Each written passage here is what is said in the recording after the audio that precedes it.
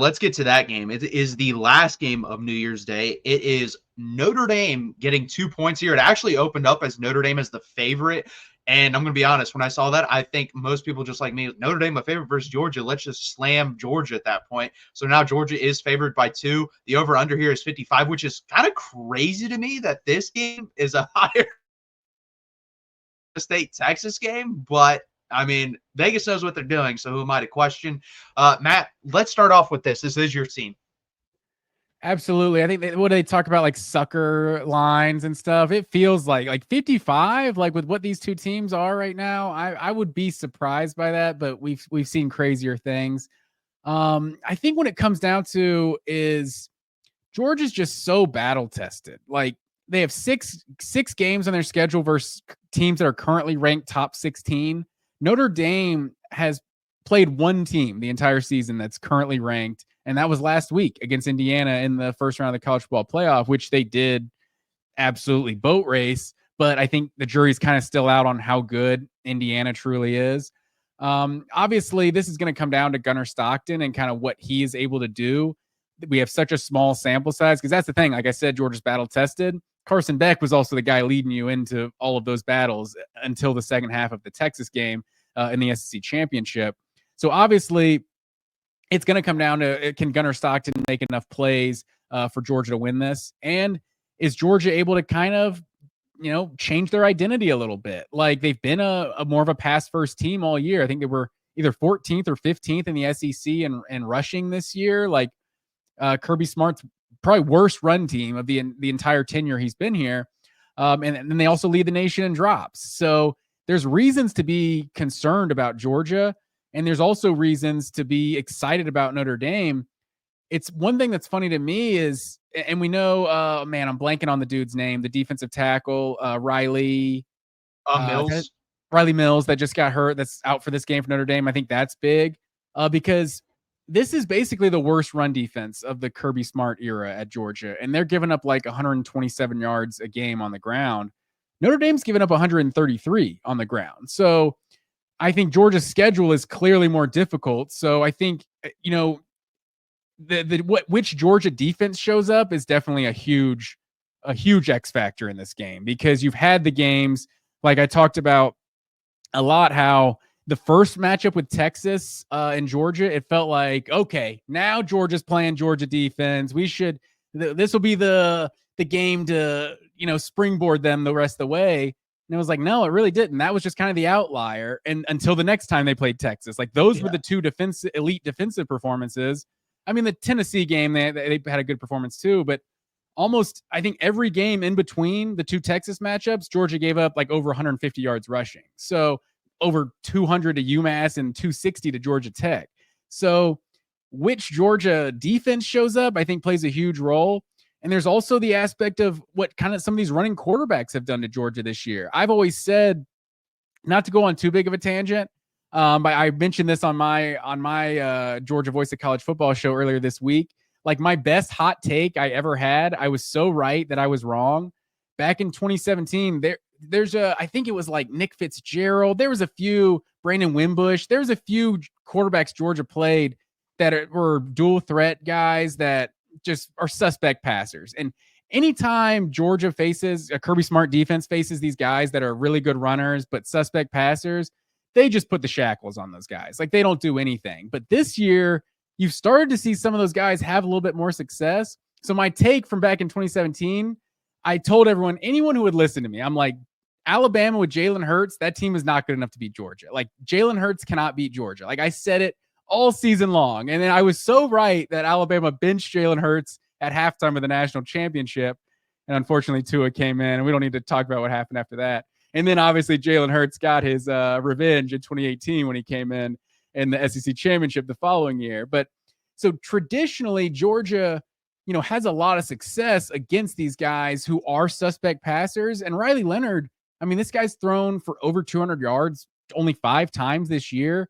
His season high was 229 against Stanford, and Stanford's the 4th worst pass defense in all of college football, worse than the ACC this year. So I tend to think Riley Leonard's not going to be able to do a lot through the air. And I think a lot of people have pointed to that Haynes King performance for Georgia Tech against Georgia, and how he looked like a damn Heisman Trophy winner when he was facing Georgia.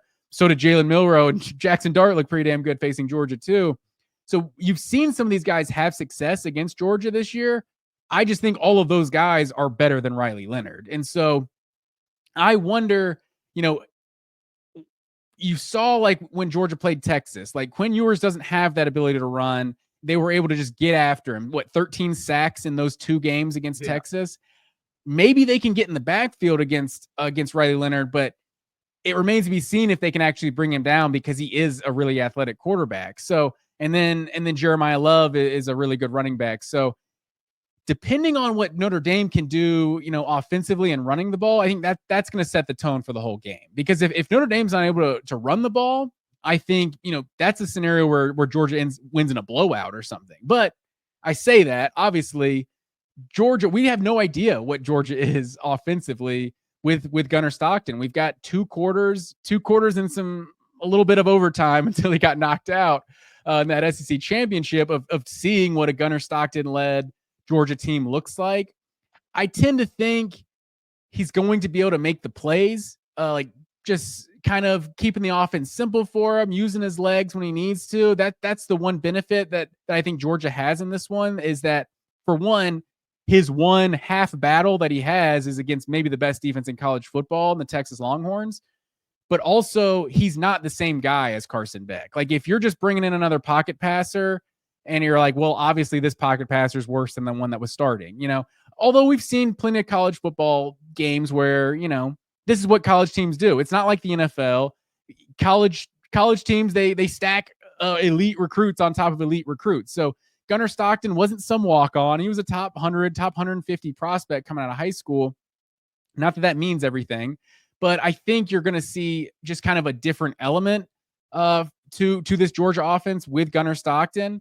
And I think the biggest thing for me is, obviously, Gunnar Stockton is going to be the biggest thing. But the biggest thing that can help Gunnar Stockton is a healthy Trevor Etienne. And Trevor Etienne has been everything as advertised he was supposed to be, the transfer coming from Florida. Like, you look at his stats, it's not that impressive. I think he's like 700-800 yards on the season. He missed a few games, but it was like, you look at some of his 70-80 yard rushing performances. This Georgia offensive line has not been great. He's having some of these games where he's making 3-4 guys miss and getting 3-4 yards. Like, he's having to do so much in this offense, and he was banged up for so much of it. I think getting Trevor Etienne healthy, having 3-4 weeks off, and now you've seen Nate Frazier, the true freshman, kind of come into his own. Roderick Robinson, I don't know if you saw that. He's another one of Georgia's running backs who's kind of been injured all season, and he was kind of getting back, and now apparently he just got hurt in practice a couple days ago, so he's not going to be healthy for this one. So the combo of Trevor Etienne and Nate Frazier, and then you throw in Gunnar Stockton, it's going to kind of resemble what Notre Dame wants to do, kind of what Notre Dame was early in the season with the quarterback, a huge part of that running game. And, if someone's doing, like, what was it people always said with Alabama? Like, this was always Mark Richt's issue with Georgia. Like, you're never going to out Alabama. Like, you can't just do what they do better than they do. That's my one thing. My biggest thing about Notre Dame is, like, it feels like to beat Georgia, you kind of need to be, either you need to be one of those few teams that actually does have the talent, a Texas, an Ohio State, an Alabama, an Oregon, or you have to, or Ole Miss for that matter, because they definitely took care of Georgia this year. But for Notre Dame, it's like, I don't know that I trust, like, if they're just going to be trying to run the ball and be more physical than Georgia, can they do that better than Georgia does it? No, that's a good point. And I think it's just going to come down to what team can hit the 1 or 2 explosive plays through the air. I think that's going to be really important. And I will say this, when's the last time you could say Notre Dame had better a running back and wide receivers? Because I think they do. I think Jeremiah Love is the best running back on the field when this game happens. I also think the wide receivers like Bo Collins at Notre Dame are better than Georgia's right now. Now, I will still say Georgia offensive line is slightly better than the Notre Dame defensive line, especially with Riley Mills out. Like, people need to understand that's a really big loss. This is a guy that led the team in sacks, led the team or second in tackles for loss. He's a really damn good player. So we'll see what they can do on the defensive line versus that Georgia offensive line. This is probably one of Georgia's weakest offensive line units during this 4 to 5 year stretch, but it's still really damn good. Like most of these guys, if not all of them, are going to play in the NFL. Gunnar Stockton doesn't really impress me. Didn't impress me in that SEC championship game. Just took Texas too long to adapt. But once they did, he really didn't do anything. And he didn't do anything through the air anyways. I think he had 71 passing yards on 16 attempts, which is not very good. I don't think Riley Leonard's going to be able to do much in this game, though, either passing the football. And do I think Riley Leonard can do what Haynes King does? Yes. But can he do it as many times as Haynes King did in that game? I don't think so. They're not the same type of guy where they can take that physical beating. He can take that physical beating like like Haynes King could from Georgia Tech. So we'll have to see what happens. I really do just think it comes down to what team can hit that 2 to 3 explosive plays through the air. Whatever team does that, I think wins the football game. I think it's really that simple. And then the next stat you need to look at, rushing yards. Who has the most rushing yards? I think if you look at explosive plays and rushing yards, that's literally what this game is going to come down to. If Georgia has 150 yards rushing and Notre Dame has 80, Georgia probably won the football game. If Notre Dame has 150 yards rushing and Georgia has 80, I think Notre Dame probably won the football game. Now what could be interesting, let's say Georgia runs for 150 yards, Notre Dame runs for 80, but they hit the 2 to 3 explosive plays, then I don't know. I don't know what's going to happen. That to me is a coin flip. But if one of those teams, like let's say Notre Dame does both of those things well, that won the game. If Georgia does both those things well, I think that's the team that won the game. I don't understand the over-under here. It's to me, I just don't understand that at all because I'm thinking at like a 45 over-under, more of it as a 55. I'm going to take Georgia to win just because of the pedigree. That is the only reason, because I think these teams are basically clones of each other at this point. I think they're the team, honestly. In different areas, Notre Dame's a little bit better. In different areas, Georgia's a little bit better. I'm going to take Georgia to win 21-17. So I'm taking the under by a lot here. I don't see the over, but with the line like that, that just tells me it's probably going to go over, but I don't care. I'm taking the under. I'm taking Georgia to win this football game 21-17. So I would take Georgia to cover that 2 points as well. Yeah, and I'm thinking the same thing. I'm going to take the under on that. I think my score is actually 24-17. So we're thinking pretty much the same page here. One thing I feel like has been brought up a lot is like Georgia not being on the level of 2021 or 2022 Georgia. It's like, luckily Georgia doesn't have to play the 2021 or the 2022 Georgia teams to win a national championship, right? So they could still find a way to kind of just manufacture some things. And we know how talented this roster is. And if this defense comes to play, like they can definitely have a big time performance. And the other 2 times we've seen Georgia Notre Dame play during the Kirby Smart era, like both of those games came down to the last drive. Notre Dame had the ball with a chance to win it. And it was Georgia's defense that forced the turnover in 2017 in South Bend and just got the final stop in that game in Athens in 2019. Yeah, it's funny you say that because I agree. Georgia doesn't have to face the 21 version or like an all-time great. There is no 2019 LSU. There is no 2005 Texas. There is no 2001 Miami Hurricanes. There's no 21 Georgia. There's no 23 Michigan.